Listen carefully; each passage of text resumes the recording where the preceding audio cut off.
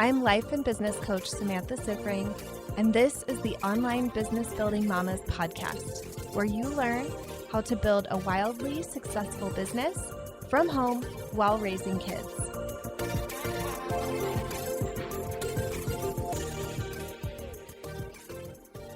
Hello, everyone. I am really excited about this episode and talking about biggest months ever. All of you have had your biggest month ever very recently. And I think there's just so many things to learn from this conversation. And what I really love most is that the biggest month ever varies so much in this group. And that's something I really want to call out and celebrate, that there's not like one right number for your biggest month. I always say there's no such thing as small wins.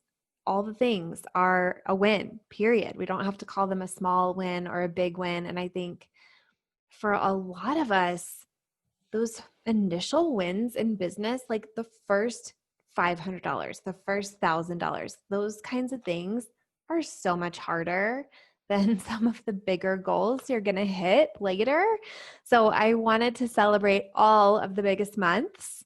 And so let's start there. I want to go through the list and I'll just say your name and then you can chime in. I want to hear what was the biggest month. I want to know the number and just have you share a little about like what had been going on in your business before so that people can get a sense of like, this was actually quite a win and it felt amazing. All right. So I'm just going to go down on the list that I have here. So first, Melissa. Hi. So my biggest month ever was in August and I hit 11K. Yay. And before that, I started out the year actually doing consistent like 27 to 3,000 months. And the month before in July, I hit like 4,300 or something like that. And then it was 11K in August. Amazing. I can't wait to hear more details on that. And I know everybody will also be like, how? So I will ask the how in a minute. All right, Camille. Yes. Hi. So my biggest month was in August. I made 8K, 8,000. And prior to that, my other biggest month was 7.7K. And I started the year with a 0 in January. So I just want to bring that up to bring some perspective. I had made maybe 10K the whole year before that, the whole 2019. First year as a coach, and this second year, so I made 0 in January, and then I gradually started to build that up. And the biggest month was July. I hit this 7.7, and then in August it was 8. So I'm working towards the 10 now. Really exciting. So fun. So fun. I love that you mentioned what you did last year. That's such good perspective for people to really see that. All right, Allie. Okay, so my biggest month was June, and it was $2,000. And prior to that, I had made nothing. I started my business in January, and it was like struggle bus up until like middle of June. And then the last day of June, both of my clients paid. And so June was my biggest month. And biggest day. So yeah, good. Biggest day. Amazing. All right, Alyssa. So I'm actually in my biggest month now, which is so weird. It's the end of September, and right now I'm at $15,358.33. So that's what's going on now. And I have a story similar to Camille's. Like last year, I made $1,500 in my business in total. And it wasn't until June of this year that I actually started making money, but it's like goes really, really far up and then it goes kind of down, then really far up, then kind of down. So I wanted to put that out there too. So good. 1,500 to 15,000. Oh my God, yeah. So good. All right, Elisa. Hi. My biggest month was in July, and I made $9,250. And leading up to that, I had made zero in 2019, but I wouldn't say I was really trying to make money necessarily in 2019. So I officially started in January, and I was in like the $1,000 to $2,000 range all the way up through July. And then July felt like an explosion of $9,000. An explosion of $9,000 sounds amazing. Everybody listening is like, can I have that, please? All right, Jenny. Yeah, my biggest month was August, and I made $1,500. And the rest of my amounts are going to be in pounds because I don't often do the conversion. But I think I started last year in April 19, and I think I made like in the hundreds. I think it was about £400 or £500 for the whole year. And at that point, I was just doing sort of clients paying one session at a time. So in April, May time, I converted into doing packages. And then in August, I got my biggest month. But up until that point, I'd had people paying for like one or two sessions at a time. So it was really small amounts coming in. I love that you said that. And I want for you and the other people listening to really think about that growth and like the exponential growth that you have there and celebrate that. I think a lot of times we like hear the variety of different numbers. We have all of the thoughts that we have about comparison and that kind of thing. And it's so important to do most of your comparing with your past self and really see that growth that you're having, because from that place, from the emotions that kind of comparison creates in you, you are going to grow so much more. You're going to create so much more than if you're like, oh yeah, this is what I did. No matter what the number is, our brains just like to do that. Yeah. And I found as well, one of the best things was thinking August, I nearly tripled my income from the previous year. And yes, I more than doubled what I make in my other job. And that was like the first month that's happened. And so, yeah, I agree. You've got to kind of, blow your own trumpet a little bit. Yes, absolutely.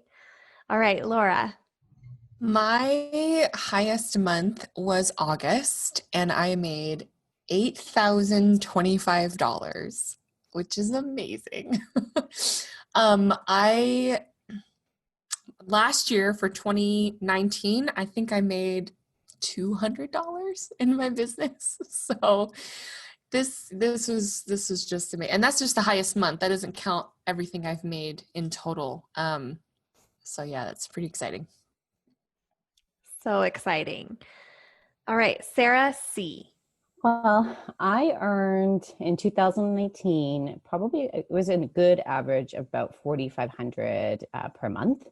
And then in this program, I had two highest months. In July, I had my first one, and it was $13,500. And then just finishing up my second one of $14,700. So big, massive change there. Love it. So good. Sarah W. So my highest month was in August as well. I made $3,800. And to put that in perspective for me, before I started this program, my highest month was $200. So big change. Huge change. I know your story is so exciting to me because I think, what was your goal when you came in? You're like, I want 2K months. Yeah, it changed pretty quickly once I started making 2K months. Yeah. So good. So good. All right, Whitney. Yeah. So my highest month is actually this month, and we still have one day. So I'm going to probably break $7,000 this month. I have a client who's making a monthly payment tomorrow, and then I'm expecting I'm going to sign another one in the next 2 days. So, but yeah, In retrospect, my other highest month was $2,030, and that was August of last year. And that was like exponentially high for me. Like that was not normal. I mean, other than that, it's always been around maybe 1,400. So yeah. Amazing. Actually, what's really interesting, because I have all my numbers in 2019 and 2020. In August of this year, I made 1,750. In September of this year, I'm going to break probably 7,000. So that's awesome. crazy. Yeah. It is crazy. And you have some really good wisdom to share today too. Yeah. I'm so excited to get into that. Okay. I want to go back down the list and I want you to answer a bit of the how. And I want you to just really narrow in on what do you think was the most important thing? Like, what was that one thing that really made all the difference for you, Melissa? I think what made all the difference was listening to you and telling us, and actually just taking it to heart, that it's not about all the hustle and the to-do. It's about working on all the beliefs standing in between me and my goal, and just really working on the belief and not getting caught in the hustle, and doing my belief work every day, reading out loud to myself the possible and inevitable lists. And then my actions would come out of that. And that for me was what did it. So good. I think it's so easy to really focus in business on all the actions that you take and think that's it. You just do these certain actions and you're going to get that result. And the fuel of those actions from your feelings and your thoughts are just so much more impactful, and they kind of make or break if those are going to be really valuable actions or not. So great. All right, Camille. Yeah, so the July month was a big month. So I hit this 7.7K. And the other time I've done something like that, in April, I had made my first 5K. And the following month I had sort of a going down. So it was like almost too much to bear. It was hard to catch up with like the idea of like making that much money that fast. And so in July, I was afraid it was going to happen again, but you challenged us, or you asked a question. I can't remember exactly how it was, but you asked us, okay, there's like 3 more months in this program. What do you want to get out of it? Or what do you want to happen? And I had a good journaling moment on that. And I felt like, okay, it's not going to stop me this time. I'm going to make my 8K. That was my goal in August. And then I said maybe something like September will be a game changer. And it's not yet, but there's 1 more day. So you never know. It's just keeping this momentum, just being in it and stepping fully, not feeling like that was a fluke, it didn't happen. Really, taking in that I created those results and I could create that again, and just really embodying that and stepping into that part of me. That was the most helpful. I think a lot of you know that when you hit big goals, I ask you, how did you do it? How did you create that? And so much of it is to help you deal with these future thoughts that it's a fluke. Because when you're able to think through, how did I do this, and really document that, then you have that for yourself later to be able to look at and challenge those thoughts, because they always come up. We always want to have some story about how we can't do it again when we're not really owning, I did that. So I love that was the game changer thought for you. Allie. I think for me, it was the idea of not giving airtime to the doubt and just like fully stepping into it's happening, it's inevitable, there's not another option. I vividly remember like the end of that month being like, I had these consults and these people said yes and they haven't paid yet, and that's so frustrating. But I stopped. Like I literally remember where I just said, nope, I'm living in radical self-belief. It's not happening. It's happening, and I'm not giving airtime to the doubt anymore. So it wasn't about the actions, like Melissa said, it's not about the actions. It was just about the thoughts that I had about what was going on that month and the energy that I brought to what I was doing. I know a lot of people struggle with what to do about their doubt, and I would love your thought and advice for those people on, like, if they have those doubts come up and they have heard you now say no airtime to those doubts, what does that actually look like in practice for you? Yeah, so journaling those out, like getting those out of my brain and digging into them and really disproving them. Like a lot of it came from I don't have enough proof, or I don't have enough experience, or whatever that doubt was about, and then finding evidence of it being false, like that doubt not being the truth. That is so good. I like that you let them have their space on the paper. Yep. Don't just shove them down. Nope. It doesn't work. They exist. You just have to tell them why they're false. So true. All right, Alyssa. So for me, it was really interesting because so June I made 8K, July I made a little over 12K, but the first 3 weeks of August I made $2,000, and I was like, oh my God, this is it. I've clearly peaked. It's over. And I actually even came into the group to ask for coaching, and that was the thing that allowed me to have the month I had in September, because I was just like, I don't know, clearly no one cares about this anymore. No one wants to do this niche. And allowing myself then going in and asking for help on the mind drama to redirect where my energy is best served, versus what I was going to do was just I don't even know. I was going to try to rework my niche versus just doubling down on what I was already doing. And then I ended up literally right after that coaching session in the group, that next week is where I made the rest of my money for August. And then the week after that, half of my money for September. And it was just about noticing where I was creating stories and going in and asking for help versus just spinning out by myself, which is what I typically do. I think a lot of us tend to do that. I know I tend to get very quiet when I am struggling and I don't reach out for help. What shifted in you that had you decide I'm going to reach out for help? I think for me, it was really calling myself out. I'm just saying, okay, this is really getting ridiculous. You're being ridiculous right now. And I feel like for me, it's also just you paid for this group, girl. Go in the group and ask for help. What are you doing? Why are you doing this by yourself? You have all these people here who actually care about you and want to see you succeed. Go ask them for help instead of the person in your head who doesn't understand what's even going on at this point.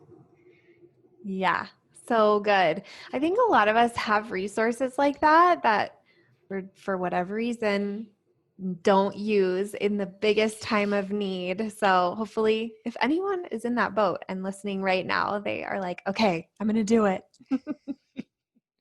All right, Elisa.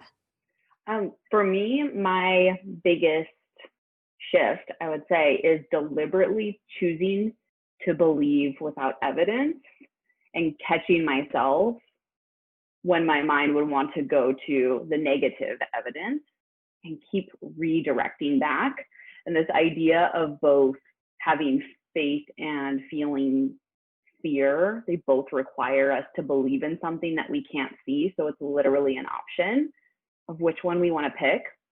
And when I was in that place of continuing to choose the belief and the faith, I was able to assume that there were so many people interested in working with me and so many people watching without the evidence that we like, which is the engagement and the comments and, all those little bites.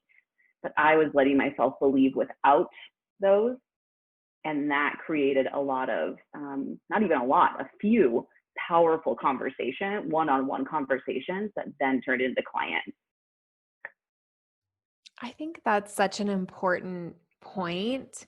I say a lot that the money we make and clients we sign are like the last indicator that it's working in our business. And I think you really had to lean into there might not be an indicator. I'm the indicator. My belief is the very first indicator. And I think it takes a lot of willingness and vulnerability, really, to believe without that kind of evidence. What do you think you had to maybe like think or overcome to be able to do that? I created this vision in my mind of a storefront, like a brick and mortar store. And I kept thinking, I need to have my store set up. I need to have the doors open. I need to be standing at the front, welcoming people in. It's not going to be the opposite where someone's just standing on a sidewalk saying, I wish someone would open a store here. And then I pop up and I'm like, oh, I can help you. You know, it just doesn't make sense. I have to be the one who's there and ready and believing in what I have first for them to reveal themselves. And I kept coming back to that. That's such a good visual. I'm so glad you shared that because I think so many people with online business do fall in that, like, where's the clients? Like, here I am in my home. Clients typically don't just knock on your door. Like, maybe they could. I'm going to be open to that possibility, but that's not like the norm. And that's not how you run any kind of business. Okay, perfect. I want everybody listening and everybody here to be thinking about the storefront. That's such a good visual. All right, Jenny. I've been making notes. That was fantastic. Yeah. I think the biggest thing for me was noticing how my brain reacts to some of the challenges that you set for us during the 6-month program, and particularly the July one triggered all sorts in me. And even now I can feel it. It's like it was really uncomfortable. It was not my finest moment because at the end, I think you asked at the beginning of August, you asked how it had gone. And I was on holiday at the time. And I remember writing the post and thinking, I'm just going to get it all out and then I'm going to edit it and send a sanitized version. And then I thought, you know what? Samantha won't be able to coach me on the sanitized version. So I was like, I hit send and almost like ran away. But from that came, I think you picked out one word in it. And from that, I was like, right, okay, I asked for this. I'm going to journal away on it. And I realized that I had come into the group expecting you to kind of have the magic answers and expecting you to kind of diagnose a problem. I think that's specifically how I thought about it, that there was something I was doing wrong or there was something I was missing. And from that, I said, I'm assuming that my results are down to me, which they are, of course. And I know my business better than you do even, and what's going on and how much action I'm taking and the belief I'm doing it in. So if it's down to me, which it is, what do I diagnose as my problem and what should I be doing differently? And from that, almost as soon as I made that shift and started taking responsibility for my results myself rather than putting that on you, almost immediately, I think within a few days, I had somebody reach out and sign up. And that was like, wow, it works. I can do this. It's like, I've got the answers. I don't need to look for anybody else to come up with that for me, which then makes you feel more self-sufficient, that you're not always needing somebody on standby to come and help do it for you. Yeah. I remember having a conversation with you about this, about the results, and then about when your coach triggers you, what you can learn from that. And I think it was like, that was such a breakthrough moment, I think, for you to really step into your results are yours. Yeah. Because the thing is, if I'd made money earlier than that, I think I'd have still been allocating that result to you. Mm-hmm. Yeah, and it does turn out you can learn a lot from being triggered. You really can. You can, it's true. Yeah. And I loved watching you have that shift and everything that you've done since then. And I hope that's something that you really hold on to, is how clearly you saw in that moment, oh, my results are up to me. Yeah. And when I go through, because I'm sure it's going to happen again and again, when I go through that river of misery, which I did in July, and went very quiet, like you just described, going very quiet when something's really challenging, it's kind of like, now I take that as a good sign, that's kind of that growing pains of, there's just something that's going to come to you, you're going to see something or recognize something that makes it you able to step into that next version, because there's going to be loads of those versions over the next few years. Yep. It's so true. You'd think you just learn it the one time and then you just believe in yourself and you just create any result you want. I would love that. I'm sad to report it is not the case. You always have to do the work at every level. All right, Laura. So for me, August was a real game changer because, kind of like what Melissa was saying in the beginning, in July, I had a lot of hustling energy, but in August, I just allowed it to be fun. I think allowed it to just be easy, fun and easy. What if business and posting and connecting with clients and running this whole job and making money was easy and not hard? Because in July, I believed it was hard, but I was willing to do all kinds of work. I was willing to hustle through it. And then in August, it was like, what if I just could relax and it could just be easy and I could just enjoy it? And lo and behold, $8,000. It's amazing. This is the best. I don't know if you or the podcast listeners know about the Enneagram personality type, but I am a 7. It's all about fun for me. So this is just music to my ears. I'm like, yes, it's fun and easy. Because I just think anything can be fun and easy because that's how I choose to see the world. But I love that that is the approach you took to your business, because it is true. You can hustle and make it very hard and force the results you want, or you can relax and let it be fun and easy and focus on the things that really matter and drop a lot of the drama and struggle and get the same result or better, because people might be more attracted to your energy when it's fun and easy. Absolutely. I think it's so funny because my brain really doesn't want it to be easy. Even though I've made $8,000 in 1 month, this new month that's happened, like my brain definitely was like, okay, but it's still hard though to make money. And it's not. It really is so easy and can be so fun. And so redirecting myself is a challenge. You know, redirecting myself is something I have to continue to keep doing, because that's the default that my brain wants to do, is to believe that it is hard. Yeah. I say this a lot. You have all probably heard me say this, but there are people who work 12+ hour days laboring with their bodies for their job. We think.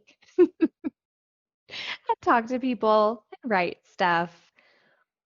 It's really not that hard if we can keep the drama minimized, manage our own mind. And even that, like managing our own mind, really, is it that hard? Sometimes I just give myself this pep talk, like, it is not hard. Nothing you do is hard. And it's a good perspective. Good. I love that. It can be fun and easy. I am in favor of all of you dropping any hustle that you're doing and looking for how you can do this in a much more easy and fun way. All right, Sarah C. I had 2 like back-to-back breakthroughs. On June 30th, I did my evaluation for the month and had noticed that things were going wrong in my consults. And as an Enneagram 2, to kind of continue on that, I do not like asking for help. I just like providing help. And for me, I felt like I was a lesser than person for needing to ask for help. And I recognized that when I did that, I immediately went in, okay, I need to figure this out. I'm going to spend the month of July figuring out what went wrong in June. And then I was like, or I could ask Samantha for help tomorrow and get this figured out right away. So for me, being able to catch myself that quickly, like I'd been trying to work on becoming more mindful, that was game changing and has helped so much more. But then on the coaching call, I had a second big realization, like Samantha pointed out to me, that in consults, and I think so many of us do this, and in any sort of selling, I'm a career coach, so I also notice with clients and interviews, is that we get so concerned about the person we're talking to. And we're so concerned about what they are thinking and feeling about us that we then become less concerned about their results. And you pointed out to me that my feelings were coming before their results. And it was like mind blown moment for me, and changed the way I approached consults for good. And yes, sometimes I don't get a client because of it, but that's good. They're not ready to do what they need to do to get where they need to get. And I can now coach them through that, have more difficult conversations, because I'm willing to sacrifice my feelings in order to get to the results. So and it's like funny how June 30th, July 1st, big mind blown moments for me, breakthroughs. That's really, really good and so key, that I think so much of the time people's selling issues are what they perceive as like protecting or like focusing on the other person's emotions, but it's really all about ourselves and how we're not willing to feel uncomfortable or pushy or whatever the story is. We all have our story with sales and the thing we don't want to do and the thing we don't want to feel. What a good example and what a good lesson to really prioritize that other person and what they want. So good. All right, Sarah W. So for me, I come from the product business world, and coaching there is very, very different. Like the masterminds I'm in, you have a goal and you get coached on these are your action steps and these are the things you can try. And then you go on your way. There's no really coaching on your beliefs. So coming into this, it's the first time I've ever really focused on that, and it 100% made all the difference for me.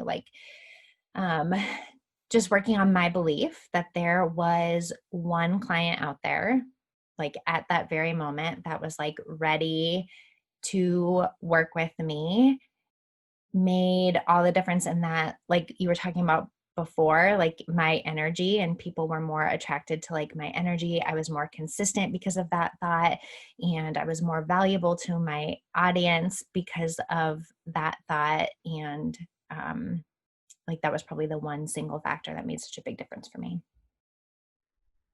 I really like that, hearing about, the masterminds you've been in before for the product business, and now knowing that that's the kind of work that you're doing. I love that you can take the things that you've learned on this mindset side and kind of start a little revolution in the product business. Yeah, my clients are not going to be happy about that probably, but it'll be good. They're going to be like, wait, where's the how? Tell Yeah. me the actions. And you're like, yes, but also this. Exactly. Nice. Okay, Whitney. Yeah, so my shift I think is going to be a little different, because I was listening to everyone and I was like, oh, mine's interesting. My shift really was just owning that I'm a rebel and a Christian at the same time, and it's fine. I'm not going to hell for it. But like you've coached me on that so many times. And then that one session that you were just like, I think you're just going to have to be willing to be okay with being a quote unquote heretic to all your Christian friends on your social media platform that aren't going to like all the things you say. And I was like, yeah, because I realized that my niche is other rebels, like other women that are Christians that also feel like they have a rebel heart. And they're like, I don't know how to reconcile that because Christian women are not supposed to be rebels. And as soon as I just started owning that, people were like, what? Give me some of that, right? They weren't saying that, but they were showing up in literal droves, like literal. That's how it felt. Because at the beginning of August, I had 4 one-on-one clients. I think it was 3 or 4. I can't remember exactly, but as of like a week ago, I had 11. And they just like, I was like, wait a second, where did I get 11 clients? Because you don't notice when they're coming in. You think you will. Like, I think I told my husband last night, okay, so last night he said, I think it was last night, I said to him, I'm like showing him my phone. I'm like, look at how much money I made, like with my calculator. And he's like, how do you feel? And I said, honestly, I feel exactly the same as I did when I was making $1,000 a month. I really thought like I would hit this goal and I would just feel like everything changed and the birds came out and the sun was, I was like, I feel exactly the same. So I think for me, it was just owning who I am and showing up as who I am, because then it gave my niche, who's really struggling with showing up as who they are, permission to do that. And they were just like, I don't even care what you're throwing down. I want it. Can I pay you for it? And I was like, yeah, girl. I mean, they were, I noticed my consults also got easier because they were coming to the calls. For the most part, most of them were already sold. They just needed a little push of like, it's okay to invest in this, but they were pretty much already like, I want to do this. I was not having to, in the past, I noticed on consults, I was really having to convince people that coaching worked and then convince them that they want it and then convince them that they needed to pay for it.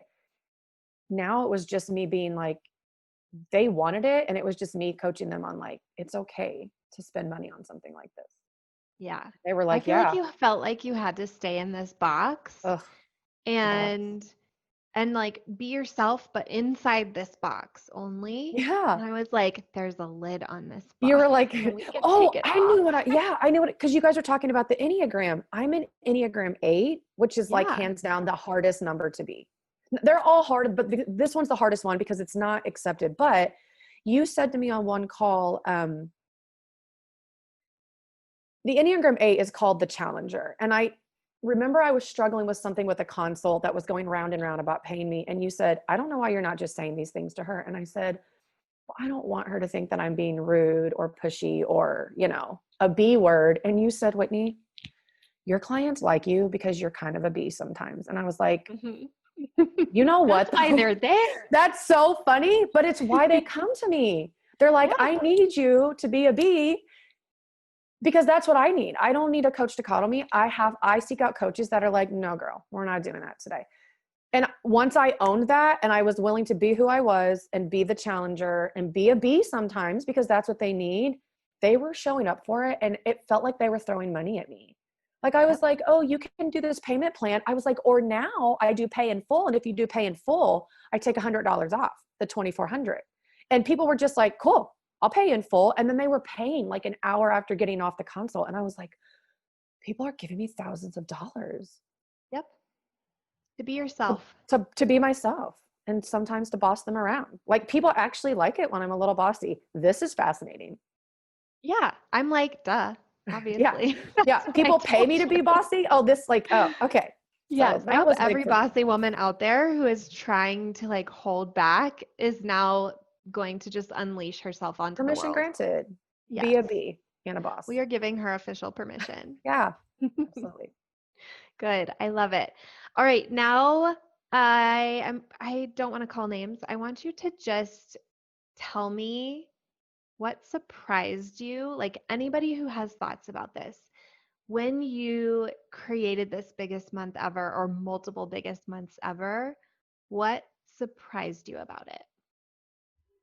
I think for me, this is Melissa, what surprised me was that it wasn't like you see people when they win the lottery and they're just like freaking out. Like, I didn't freak out. I was just like, of course. And that really surprised me because I thought I'd be freaking out. Yeah, well, it's because you did the belief work before. Yeah, and I'd actually gone back in my journal because in August, I hit my goal by the 10th, but then I went on to hit my 11K month by like the 18th. And I looked back and in my journal, like on the 3rd of August, I just wrote this offhanded comment that said, maybe this will be my 10K month. And my goal was not even 10K. So it was pretty weird. Yeah, you had that belief developing. So by the time it showed up, you were like, oh, yeah, there you are. Knew you were coming. This is Sarah. The thing I found most shocking was how hard it was to celebrate. Like in a few months, I've hit biggest months, fully booked, wait list, and I could not celebrate. I tried to sit down and celebrate. I tried to think about a way to like reward myself in some way. And like, I don't know why, like, I don't know how, but I think I just kept, I know why, because the thought would come up, and what's next? And so now what? It was like, okay, that's done. Now it's time to move on. And then for some reason last week, all of a sudden one night, I'm like, I'm just gonna pour myself a good drink and like cheers and celebrate myself. And it was just like, it was a Wednesday night. It wasn't like anything special. But I can't get over how hard it was. It should be easy to celebrate yourself, but it's not. You would think so, but this is pretty common. Most of my so. clients experience the same thing. And I think part of it is how Laura was talking about the hustle. Like we feel like it just has to be hard. And then also how Melissa was saying, and Whitney said too, you expect to just feel so different. And you don't. You have to really be intentional about celebrating. So I'm glad that you did, or that would be your post-podcast homework. So the most shocking thing for me was that my thoughts really do create my results. I mean, I think I remember getting coached in the group about that. Wait, so my thoughts create my results, right? Even though I had just created the result with my thoughts, it's just, you just don't, like, I guess it's just so counterintuitive naturally to think that, but it really is true. It's amazing. Yeah, I think we all have the areas in life where we see very clearly thoughts creating results. And then we have areas where we're like, no, I can't really create that thing. And business, money is that for a lot of us. The biggest breakthrough I had, I think, with when that month happened, was that it can happen, and I don't have to be perfect for it to happen. Because on the consult, I'd had consults before, and I was like, oh, it didn't work because it wasn't spot on. And this one, I added up the money wrong. I mean, I made a complete pig's ear of it in terms of the technical side of it. The only thing that did go right is that I followed the process, but in terms of delivering the money side of things and making it look really slick and professional, I did not do that at all. And it can still work. Yeah, it really can. Nobody has to be perfect. None of us here are perfect. That's for sure. That was shocking. It is. What I love too is sometimes you just have like a bomb of a consult and that person is a yes because that person was just always going to be a yes and there is nothing you could do to drive them away. And I always say we love those people.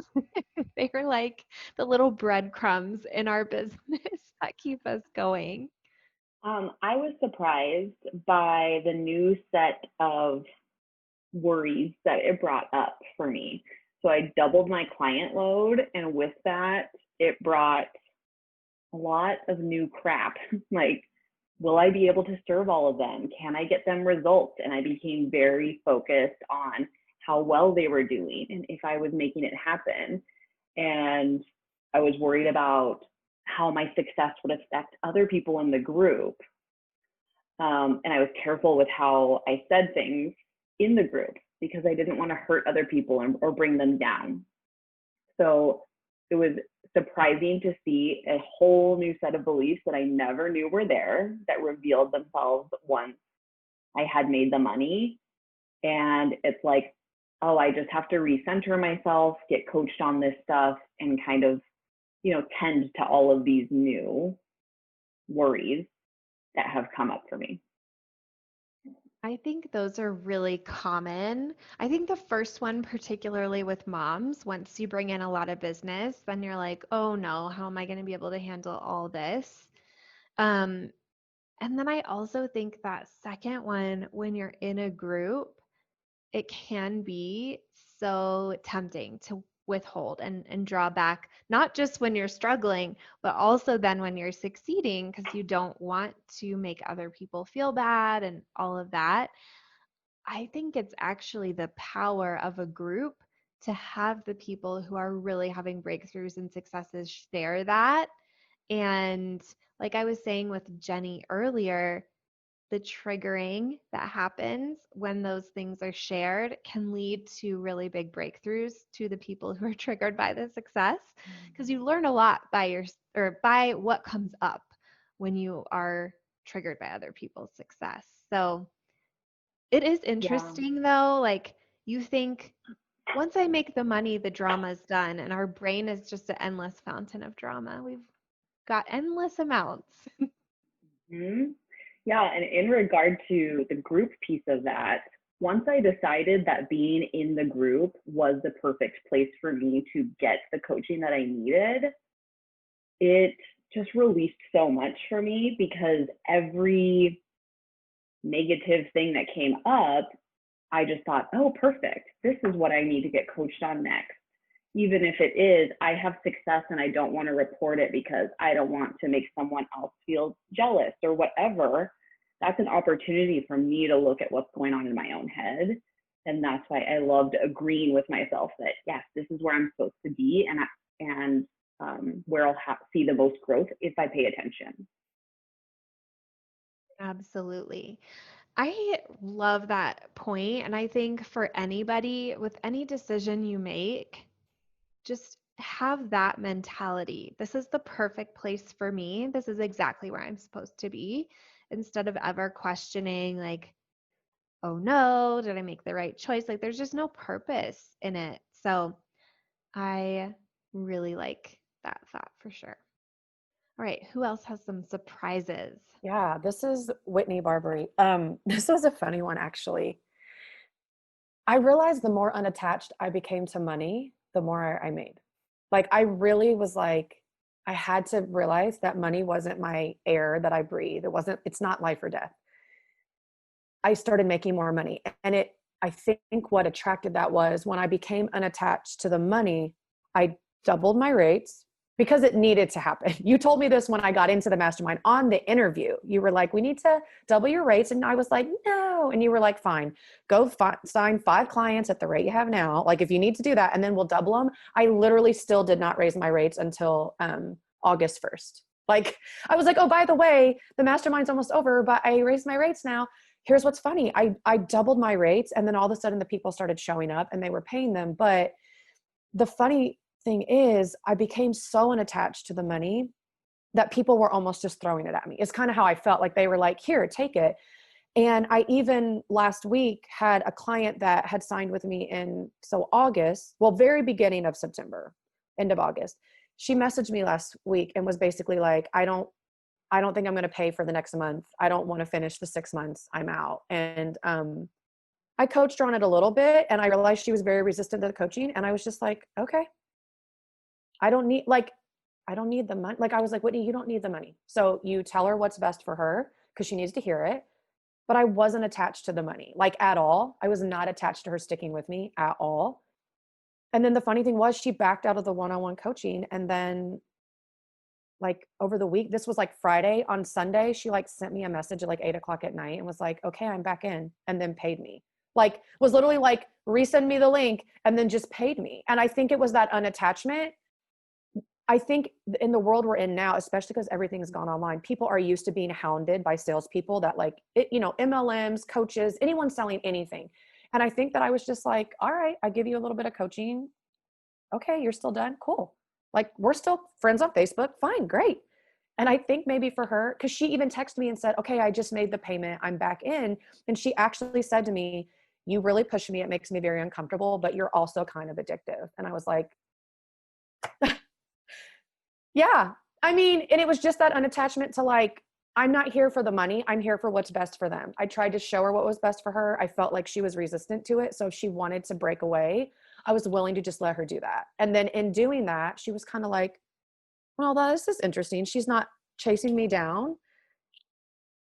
I think here's what I think. I think when we're attached to the money, I said this to a client the other day, we show up like that clingy co-ed, like college girlfriend that's like, oh my God, love me and like be around me all the time and like let me follow you around, and you can't have boy time because it's me and you all the time. Our clients pick up on that, or potential clients. And when I was just like, all right, you don't want to date me, that's fine, there's more people out there, then she was like, wait. And so it was the unattachment to the money. I feel like someone needs to hear that. Be unattached to the money, and that will actually create the money. Yeah. Well, it's a negotiating tactic too. Like the one who's most willing to walk away is the one who wins. Yeah. It is very true. It is. I can tell you from past relationships that is true. So yeah. That's true. I think the dating analogy is a really powerful one. I always think of that too. Like I always think about people who are really desperate to be in a relationship, and like that, just like you said, like the needy, clingy energy is just so repelling to people that they are interested in dating. And then I always felt like when I was in a relationship was the time I got hit on and asked out the most. It was just like when you're taken, there's just some desirable energy about you. Yeah. And I think you bring that to selling and to your Yeah. clients. That's really fun and funny. All right. Who else has something to share who hasn't about surprises? For me, it was that there is time for everything. So I've always struggled with like taking time from my successful business to start this one up. And it's just not an issue. And that was really surprising for me. We need to hear a lot more about this because it's a big issue for many of my clients and audience people. And they're going to be like, wait, no, but time is a big issue. Maybe not for you, Sarah, but for me. So tell them more. Well, it's almost half like thought. And then the other half is, I think, changing my actions and what I'm doing. So if you just decide that there's enough time, I think you prioritize what needs to be done that's going to get you the best results. So I went from maybe thinking I have to be in my Facebook group answering questions all day, every day, to like, okay, I'm going to spend 20 minutes doing this in the morning. This is fun and it is beneficial for my audience and it's enough. And I got more results from doing that than before, when I would just try to make, hours and hours and hours of time in a week that I probably didn't really need. But then I would get frustrated after a couple of weeks and quit. So if you find a way to kind of make and prioritize the time that you do have and make it fun for you, it just got me way more results with a lot less time. So good. Anyone else? I guess for me, it was a bit of a combination of all of what you said. I mean, the time piece I just mentioned, Sarah, was also my experience because I was in the middle of moving countries and it was just like I had no time for that, especially in July. It was a hard month and I didn't hustle. I didn't spend much time. I was more like using the belief because I had so little time. I was just focusing on, I'm just going to believe and use the thoughts and just like work on that, because that I can do that while doing other things, or I can do that in any little time. It doesn't consume. So I really like what you said, because that was my experience as well. And I also felt like I wasn't different. It wasn't a big like moment either for me. It was more like, oh yeah, the reality is just catching up with what I have been planning and just focusing in my head, and it's just normal now. And I was a bit not disappointed, but I felt like, yeah, it's a strange sensation that you get used to, but only when I slowed down, I could take that in. And only like very recently, like where at the end of September, I had a moment like yesterday in September linked to July, and feeling like really starting to take in all that had happened, also because I'm reviewing the month and the year, and it just feel like, I don't know, I couldn't stop smiling. It was like, actually, I was understanding what it meant. It's not just about the money, of course. It's just about all the dreams, all the things I had planned, even like years ago, drawing things about what my lifestyle would be. And I'm actually living it now. So I really learned from that it's not going to feel like, you know, fireworks necessarily when you hit a big goal, when you make your biggest month, but it's just, it's so precious at the same time. And it's okay if you understand that a couple of months later. It's okay. You're still gonna savor it when it happens, and it's gonna make the rest also come faster, because I feel like from here now I'm really clear that I know how to make that. I know how to create my result. I know how. So the next level looks much more easy to reach. I think that was a surprise, a nice surprise. I love that you're living the life that you were imagining in the past. Yeah, I So have good. drawings of like exactly where I am now and doing the same things. Yeah. So good. All right, Alyssa, I think you were next. For me, it was it's just so annoying. I'm just like, why is the mindset drama still here? I don't understand. Like, why am I still having the for me it's imposter syndrome. And since I never thought I'd even be at this point, I'm always just like, oh, you know, when I hit my goals, then it'll go away. And I've just kept moving the goalpost up. And now I'm at the goalpost that I set. And I'm just like, oh, okay, so I still have imposter syndrome, but now it's just wearing a different wig today and just noticing for myself, like, okay, I feel like for me, it's always just like noticing, okay, when I ask for help, I'm not asking for help with like imposter syndrome, Linda. I'm asking for help on imposter syndrome, period, because it's just going to keep showing up. So I feel like a really good thing to notice is just that if you notice any mindset nonsense that you're going through, don't think it's just going to go away because your circumstance changes. It just puts on a different wig, it puts on a different hat, and it's still the same problem. The wigs are cracking me up. She's trying to disguise herself, but she's the same person. Yes. All right, any other shares? Mine was similar to Laura, where like I got done with the month and it was like biggest month, and my brain went, oh, that worked. Like my thoughts created that. How great. And then the doubts popped up, like Alyssa just said. It was like, oh crap, now I have to like redo the whole thought thing. Like it didn't go away. Like now I have mind drama again. So I feel like that was the most surprising thing. Like it wasn't this big like shift. I'm a different person now. It's just now I'm the next level person, and I have the same stuff coming up, and I just have to manage it again. It's so true. So true. All right. I could talk all day to all of you, but we all have clients and work to get to. So I'm going to let you go, but I want to just thank you all so much for coming on here, sharing all of these thoughts.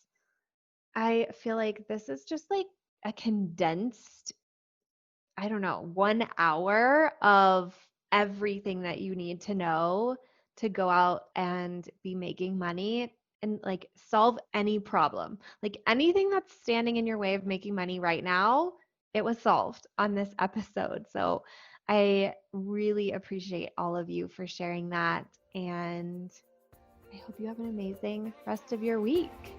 Bye.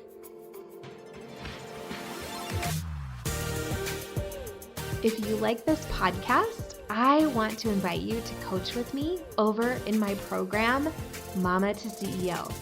There's you, and there's the consistent income you want to make in your business, and I help you remove everything standing in between. It's lifetime access for mastering your marketing, sales, time, and everything else you need to have the business and life you really want. Whether it's making your first 1,000 or 100,000, I can help you do it. To join, go to mamatoceo.com, mamatoceo.com.